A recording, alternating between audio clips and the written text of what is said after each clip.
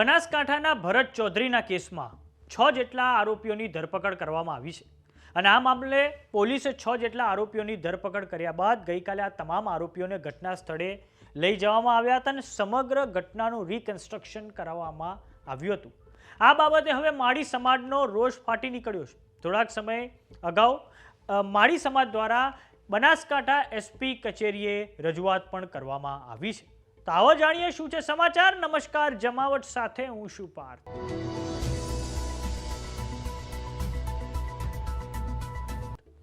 બનાસકાંઠાના પાલનપુરમાં ભરત ચૌધરીના કેસમાં પોલીસે મુખ્ય આરોપી સહિત અન્ય આરોપીઓને પણ ઝડપી લીધા હતા, જેમાં પોલીસે આરોપીઓનું જાહેરમાં વરઘોડો કાઢી કડક સંદેશ સમાજને આપ્યો છે। પાલનપુરના એરોમા સર્કલ અને રામદેવ હોટલ પાસે જાહેરમાં આરોપીઓને વરઘોડા રૂપે લઈ જવામાં આવ્યા હતા। આ દરમિયાન મોટી સંખ્યામાં લોકો ઉમટી પડ્યા હતા। આ આરોપીઓમાં એક આરોપી જેમનું નામ છે ભાર્ગવ માળી। તો હવે આ પોલીસ કાર્યવાહીને લઈને ભાર્ગવ માળીના પત્ની કોમલ માળી સહિત સમગ્ર માળી સમાજના લોકો રોષે ભરાયા છે અને માળી સમાજના લોકોએ એસપી કચેરી એકત્રિત થઈને તેઓ પહોંચ્યા હતા અને માળી સમાજ જિંદાબાદના નારા લગાવવામાં આવ્યા હતા અને એસપીને રજૂઆત કરવામાં આવી હતી કે પોલીસની કાયદેસર કાર્યવાહીથી કોઈ સવાલ નથી, પરંતુ જાહેરમાં માર મારીને પોલીસે કાયદાનું ઉલ્લંઘન કર્યું છે। તો આ સાંભળો આરોપી ભાર્ગવ માળીના પત્ની કોમલ માળીએ શું કહ્યું છે। હું ભાર્ગવ મંડોરાની પત્ની, અમે લોકો આખું સમાજ આજે આવેદન આપવા આવ્યા હતા એસપી ઓફિસ અને અમને સંતોષ છે કે અમારી સાથે છે અને જે પણ આગળ કાર્યવાહી કરશે એ કાયદેસર કરશે, બાકી કાયદા વગર કશું બી થશે તો અમે લોકો આંદોલન કરીશું। આ અમારી માંગે ખાલી, અને જાહેરમાં મારવાની સત્તા નથી કોઈને।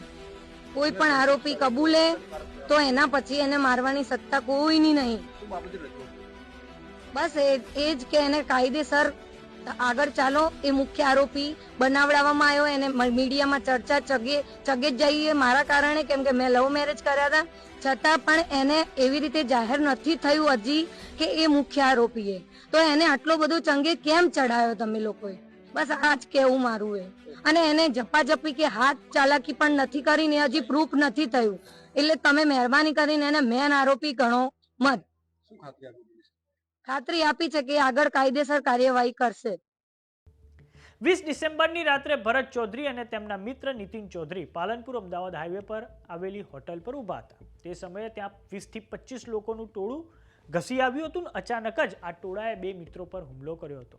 હુમલો એટલો ખતરનાક હતો કે ભરત ચૌધરી, નીતિન ચૌધરી બંને યુવકો ગંભીર ઇજાગ્રસ્ત થયા હતા, જેથી આ બંને યુવકોને તાત્કાલિક હોસ્પિટલ સારવાર માટે ખસેડવામાં આવ્યા હતા, પરંતુ હોસ્પિટલની સારવાર દરમિયાન બે પૈકી એક મિત્ર ભરત ચૌધરીએ જીવ ગુમાવ્યો હતો।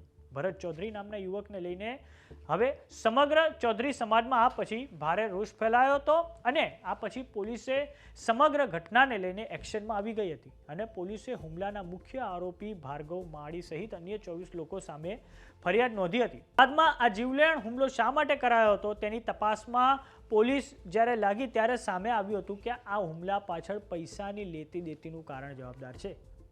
આ પછી પોલીસે આ ઘટનાને અંજામ આપી ફરાર થઈ ગયેલા મુખ્ય આરોપી ભાર્ગવ માળી ઉર્ફે લાલો નિમેશ માળીને રાજસ્થાનથી પકડી પાડવામાં આવ્યો હતો અને સાથે જ અન્ય આરોપી રિકી રોયલ, ભરતજી રાજપૂત, ભૌતિક પરમાર, ગણપત ચૌહાણ અને અનિલ બાવરીની પણ અટકાયત કરવામાં આવી હતી અને આ સમગ્ર કેસમાં પોલીસે હાલ તો 6 આરોપીઓની ધરપકડ કરી લીધી છે અને બાદમાં પાલનપુર પોલીસે તમામ આરોપીઓને કોર્ટમાં રજૂ કર્યા હતા, જ્યાં કોર્ટે તેમના 8 દિવસના રિમાન્ડ પણ મંજૂર કર્યા હતા।